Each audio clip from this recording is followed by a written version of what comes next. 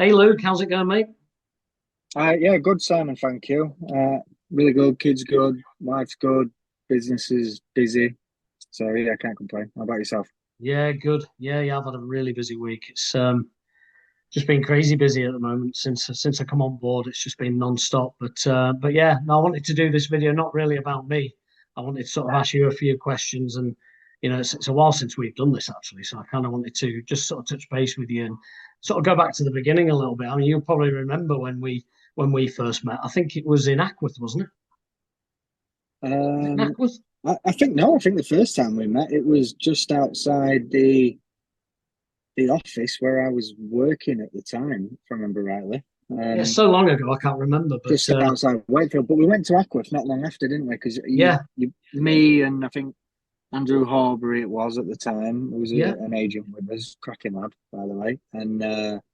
Yeah, we went to I think the Angel Pub in Naples or something It like that, was the and Angel, had yeah. a Now couple you of pints. mention it, Yeah, yeah, because my uncle goes there, so yeah, no, I remember it, and I just remember you telling me you had a real interest in a state agency, but it was that leap of faith, and I think at the time you were climbing up electricity poles, weren't you? And it was a bit of a no, it was. danger money type job, but well paid, and that I think that was the big thing for you, wasn't it? It was moving away from what was a pretty well paid job in what you were doing to taking that leap of faith, and obviously you had your partner as well, and Rachel, and she, obviously she sort of had her thoughts on it and stuff. So yeah, so I mean, obviously, what was your initial goal then when we first spoke?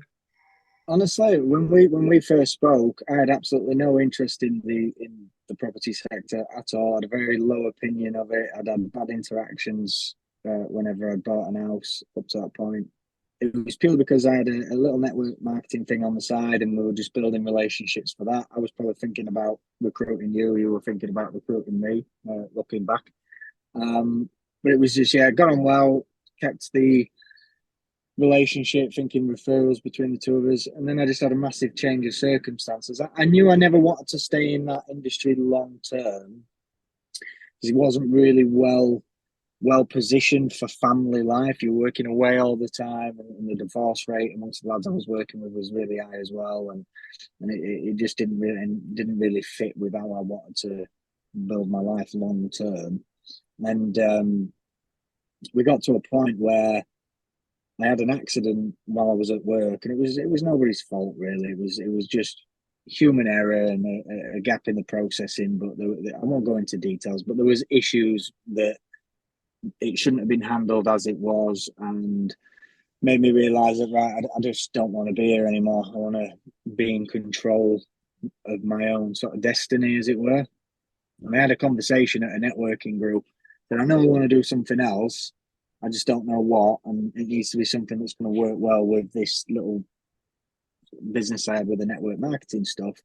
Um, and she just happened to say to me, "Have you thought about the property sector?" And I was like, "Well, no, not really, but yeah, it makes a lot of sense. That actually, it would fit really well with this other thing." I said, "Actually, I have been speaking to a guy, and I really like the sound of the business that he's a part of. Talking about yourself, obviously, ethically, I think of myself as a very sort of sound, ethical person. I never go out of my way to sort of cause anybody any harm. I always try and make sure we're putting the clients before ourselves and the decisions that we're making. And Keller are very similar in that ilk. So I asked you to show me the financial elements of it and what it was about.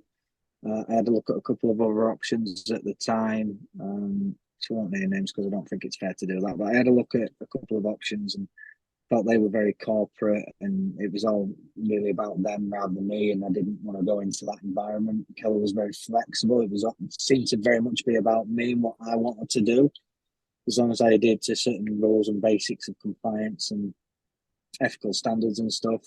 And yeah, the rest is history, as they say. It was my wife didn't want me to do it. She didn't say it at the I remember time. She that, sort yeah. of kept, yeah, just kept putting obstacles in front of me and kept finding clever solutions around the obstacles.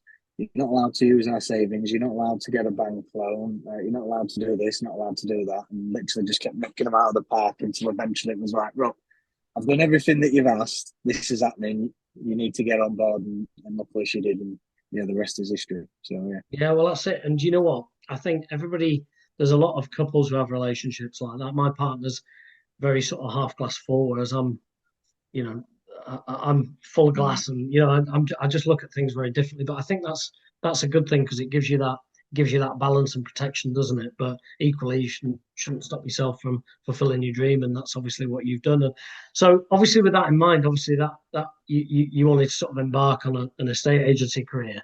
Just talk a little bit about, fast forward, what is it, 6 or 7 years now, is it? This is our 8th year of trading. Eighth year, wow. Yeah, Just eighth talk year. about where have you come from and where are you now? What does your estate agency business look like now in terms of where you're at, how many staff you employ, etc.? Well, oh God, I mean, we started at a level with no experience, so everything I know in this industry is all Keller taught and through the models and the training provided. I was always very authentic with where I was and my experience in the early days, and I've got clients that we've had over those 8 years that have sold with us a lot and referred to us a lot, and they just took a bit of a punt on me in the beginning based on I always believe that you should know your numbers and you should do your research. And I've sort of carried that through, and I think it's why we've got to the level that we're at now, because I don't take that for granted. It's someone's house. It's a massive amount of money for them at the end of the day in their lifetime. So you should know the numbers and be as well prepared as you can in terms of what you can sell it for. Um, but like the branding when I look back at the branding that we started with, because we didn't have much to invest in that. It was more just about getting up and running. We decided to create our own brand and be powered by with Keller Williams, which I certainly wouldn't be doing these days. Personally, I think that was a Why is that? mistake in the Why early days. specifically? Just because it's over the years, I've had to invest a lot into it as a powered by agent into the own brand. I could go completely independent if I wanted. I'd be limited in options with other brokerages as a branded individual, but it just feels like everything Keller provides, and so much that Keller provides, but everything they provide is a little bit harder if you're powered by. The expenses are higher because we have to pay more Yeah, on just for I'll just various stop you things. just for anybody who's watching this once we've posted it. Some of the other Mm, brands, the powered by means agent and that brand, whereas mm. with Keller, what you're saying is powered by means you use a company name, yeah? Yeah. So Yeah. basically, the difference is whether it's just Luke Gilbert and then I'm Keller Williams, like you've got Simon Paget Keller Yeah. Williams on your thing, or if it's Rosedale and Jones powered by Yeah. Keller Williams. So we're still a Keller Williams agent. The only difference is that there's a brand rather than an individual.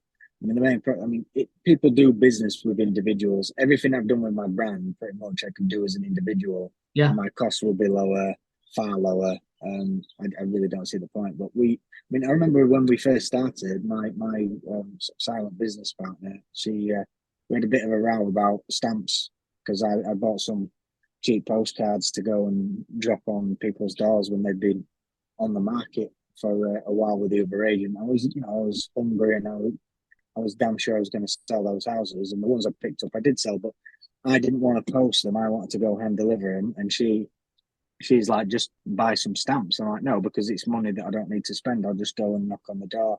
And but then obviously as you get bigger and your business develops and grows and you've got staff and everything else, and then you start having money to Well, spend. you Because got Keller was very petrol, much, the value of your time, your suit getting ripped when you get out of the car, and like loads of times. There's all sorts of things, isn't there? You start adding it up, and you think, second class stamp, and you post in 100. It's probably way more cost effective, actually, isn't it? yeah, When you think about yeah. it. Well, I always bought into the green light, red light, green light Yeah. principle with Keller as well. That don't just get yourself into debt willy nilly. Just use revenue to drive what you're investing back into your business, and I've always stuck with that.